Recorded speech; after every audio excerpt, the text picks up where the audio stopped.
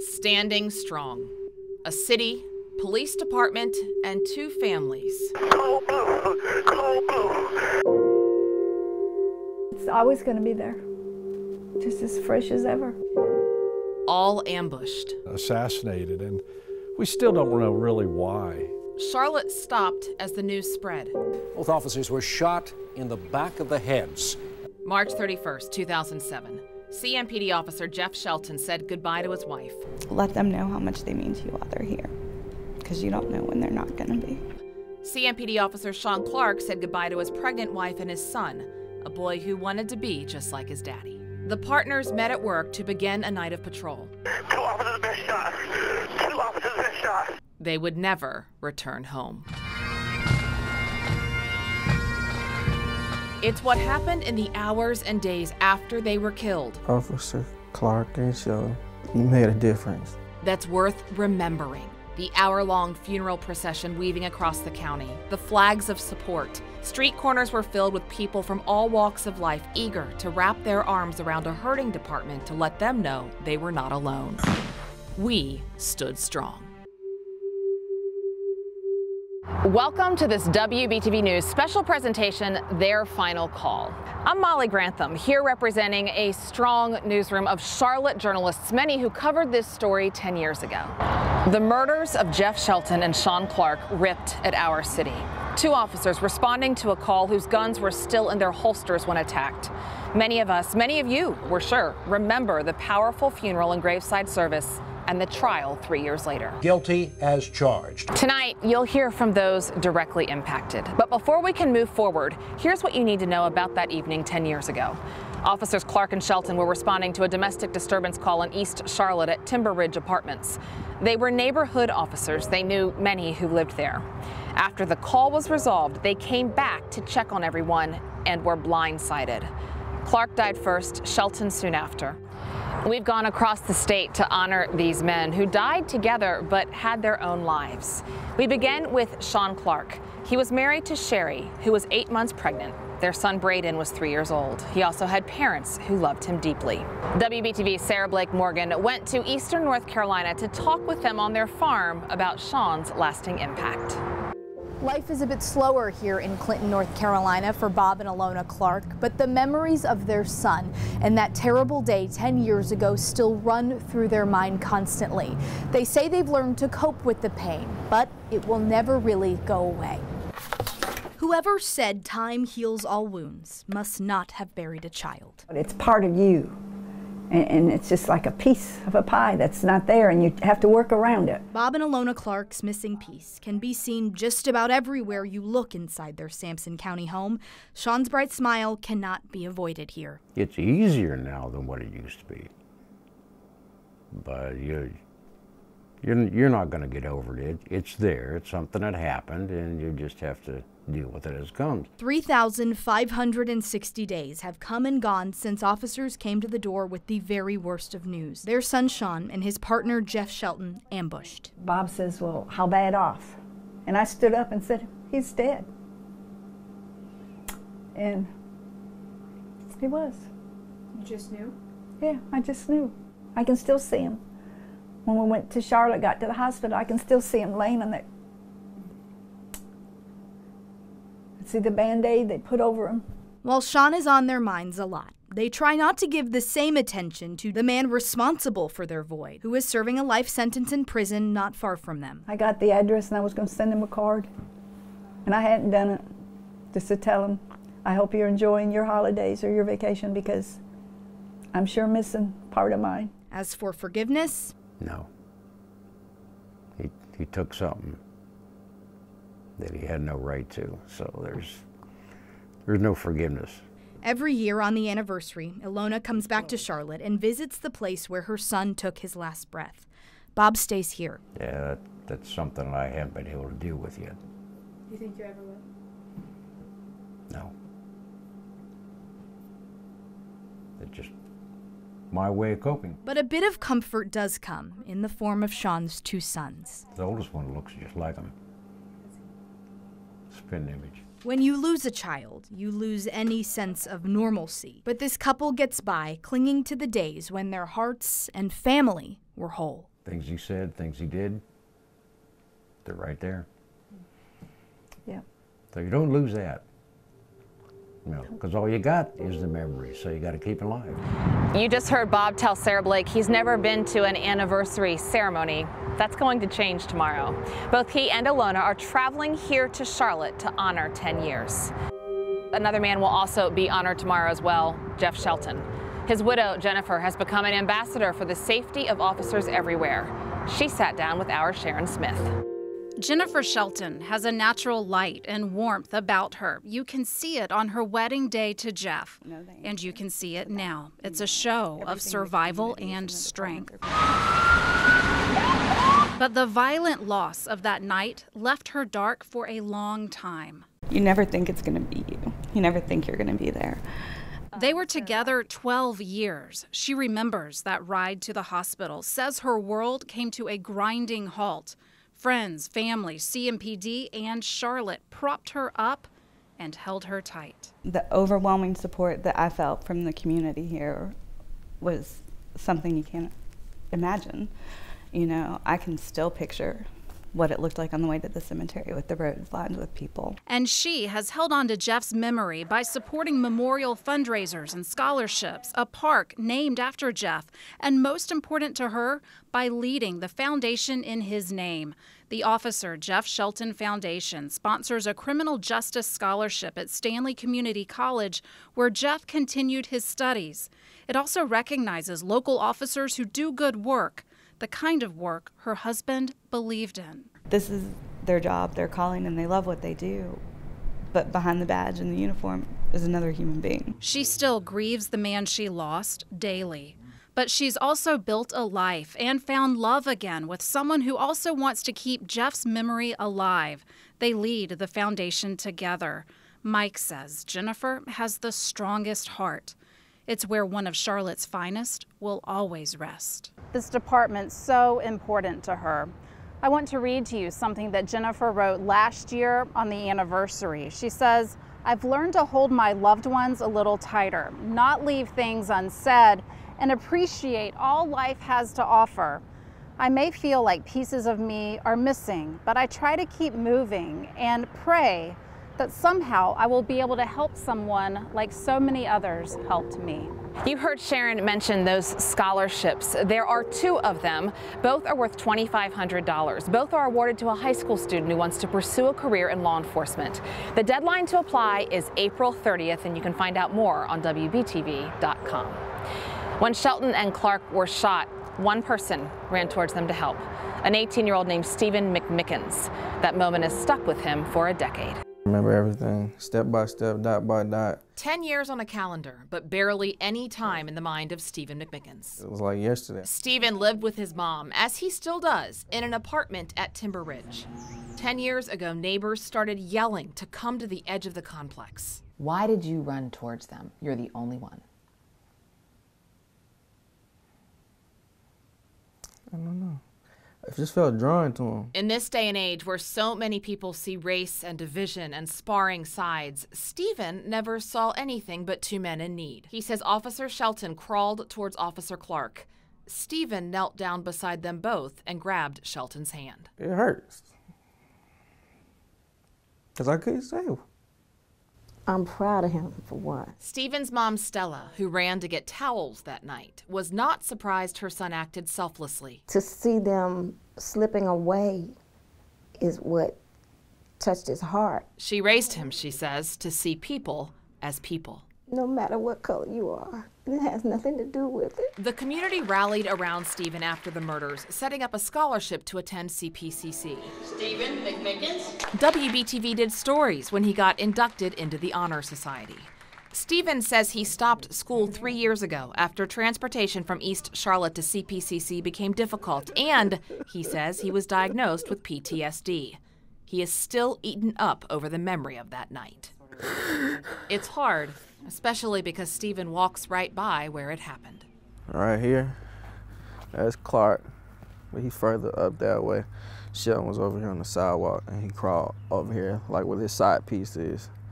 So it looked like a cross almost. One was laying like this. The other one had his arms around him like this. 2 days before the shootings, Officer Shelton had given Stephen a pep talk. You're gonna make a difference over there, and you're gonna make it out of there. Those words still drive him today. He now talks to people when they're in need and tells the story of Shelton and Clark and trying to do the right thing.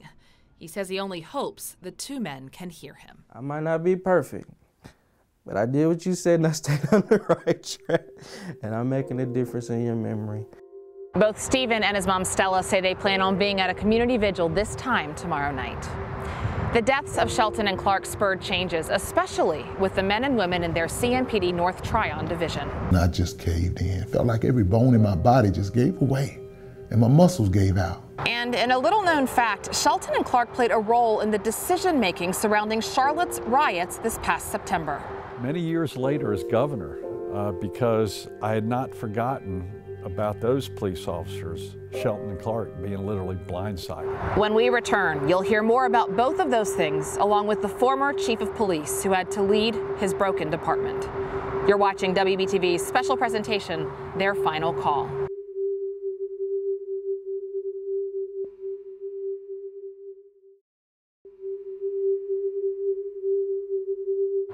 Law enforcement, firefighters, first responders, they lead intense lives. They'll be the first ones to tell you that. Unknown schedules, never really knowing what's next. They spend a lot of time with coworkers who become like second family. The murders of officers Shelton and Clark was that thin blue line pierced twice in one night. A memory wall still remains at the North Tryon division where they worked. Our Brigida Mack talked with former coworkers who say the pain never goes away, but neither does their job. We never forget. We're never going to forget. Some days are better than others, but it definitely seems like it was just yesterday. These are some of the faces that knew CMPD officers Jeff Shelton and Sean Clark the best. The night that it occurred plays in my mind every day. Their supervisor, retired Sergeant Michael Gaines, still vividly recalls learning of their death. Felt like every bone in my body just gave away and my muscles gave out. And I hit my knees. I could not have been here today if Sean's mother hadn't asked me to come. Jeff and Sean worked in the North Tryon division, led by Captain Michelle Hummel at the time. A nearly 30-year veteran, she dealt with such a loss before. She worked with officers John Burnett and Andy Nobles, killed in 1993. But if anything could prepare you for something like this as a leader, I feel like that certainly did. Officers Jennifer Baumgardner and Keith Tritley were closest to Jeff. I called him my other Jeff. That's how close we were. We had the same birthday. He and my Jeff were Marines. His wife's name's Jennifer. It was just meant to be. When something like this happens, you realize just how dangerous things can get. And I mean, it happens quick. As emotional as recalling that fateful night still is, there's also no shortage of good memories to share. He came in one night and he was bubbling. He said, "My wife's pregnant." Here's a man who was in love with his family.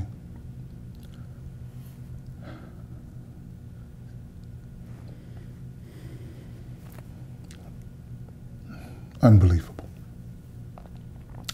To see that happen to him, his children. But we move on best we can. God knows it ain't easy. And as difficult as moving on has been, they've found ways to do just that. And we have solace in that, knowing that someday our faith says we'll see them again. You got to tell their story and just make sure that everybody knows it. Serving in the way that we know that they served. That continues their legacy. That continues their memory. The man who helped lead those officers Brigida spoke with is now retired, but consults on national policing issues. Former Chief Darrell Stevens says he thinks about 2007 often. It was an amazing outpouring of support, and I think that kind of support and concern still exists in our community, but sometimes it's not expressed. Stevens says it's a reminder for those officers to always think about safety. That resonates with the president of the Fraternal Order of Police. You go to work every day thinking just go through do the normal job, do the other calls, and you really don't think about it. too much. You don't want to think about it too much, but it's always in the back of your head that it's there. And sickening. Another man, former New York City police officer Rob Tufano, was a reporter at WBTV. His perspective was helpful in covering the funerals that gripped our city. Tufano now works with CMPD. I attended, unfortunately, a lot of cop funerals in my life, especially when I was with the New York City Police Department, but I don't think I ever witnessed the outpouring that I saw from that anchor desk for those 2 days. You hear a lot of that compassion when reflecting on the officers from 10 years ago. Our mayor at the time, Pat McCrory, had lots of it. He spoke with our Jamie Bull. Yeah, Molly, it's really hard to forget about these images. Beautiful, modern Charlotte being torn apart. There were fires set. Officers were mobilized. We saw tear gas and flashbangs. One day into those protests, a big move. The National Guard was called in to assist, something initiated by then Governor Pat McCrory. He recently told me the deaths of officers Shelton and Clark 10 years ago helped him make that call. In fact, I had the cards of officers Clark and Shelton behind my credenza. And I think, in fact, when the riots broke out in Charlotte, and I was watching the police officers catch all this abuse, and that had an impact on me going, we cannot leave these officers not protected. 10 years later, how is the community around Timber Ridge? It's a question we tackle when we return. We'll also hear, for the first time, officers Shelton and Clark's final dispatch call.